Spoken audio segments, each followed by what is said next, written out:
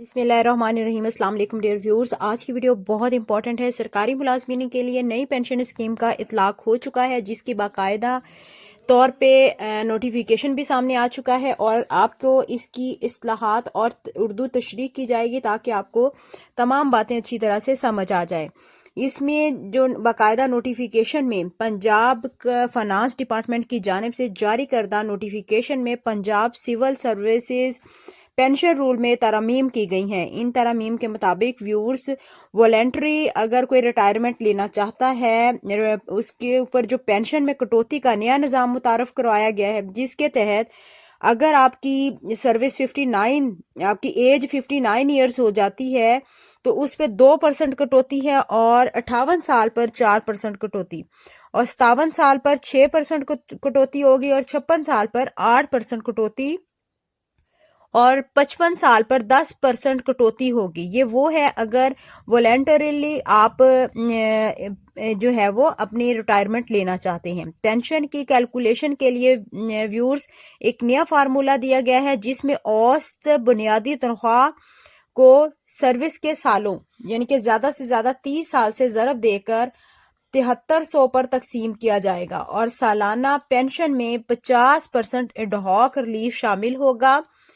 اور family pension کی جب ہم بات کرتے ہیں تو فیملی پینشن کے قوانین میں بھی تبدیلی کی گئی ہے، جس کے مطابق فیملی پینشن صرف 10 سال یا دوبارہ شادی تک دی جائے گی۔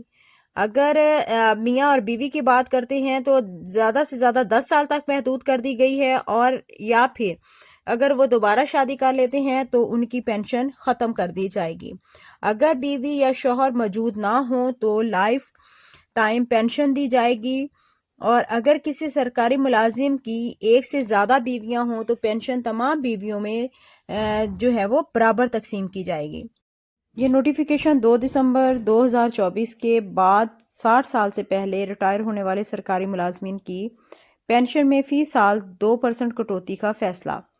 ایک طرف تو فیصلہ یہ فرمایا ہے کہ کٹوتی کی جائے، اور دوسری طرف گورنمنٹ 55 سال ریٹائرمنٹ کی طرف جو ہے وہ سوچ رہی ہے کہ 55 سال پہ تمام سرکاری ملازمین کو ریٹائر کر دیا جائے، اور 60 سال تک کٹوتی کے جو ڈیفرنٹ انہوں نے پلیٹ فارم یہاں پہ بنائے ہیں 2% کے حساب سے، تو ایک طرف تو یہ 55 سال کر رہے ہیں، اور دوسری طرف اگر 60 سال تک آپ یہ والنٹری لینا بھی چاہتے ہیں تو اس سے پہلے آپ کا اس پہ کٹ لگا دیا گیا ہے، تاکہ سرکاری ملازمین کی جو پینشن اور گریجویٹی بنتی ہے اس میں سے ڈیڈکشن کی جا سکے۔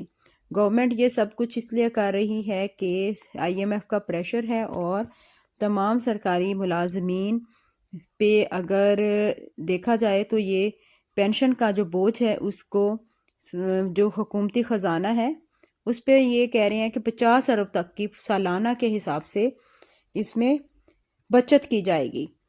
2 دسمبر 2024 کے بعد ریٹائر ہونے والے تمام سرکاری ملازمین کے لیے پینشن اور گریجویٹی کا یہ نیا فارمولا تشکیل دیا گیا ہے، جس کے مطابق پچھلے 3 سالوں کی اوس بیسک فارمولا میں شامل ہوگی۔ قبل از وقت ریٹائرمنٹ ہونے والے ملازمین پر 1 سال کا 2% کٹوتی ہوگی۔ بجٹ اضافے بھی بند کر دیے گئے ہیں، فیملی پینشن بھی محدود کر دی گئی ہے۔ پنجاب اضافے اعلان کردہ اضافے کا 50% تک، بجٹ میں جو اضافہ تھا اس کو 50% تک محدود ہے۔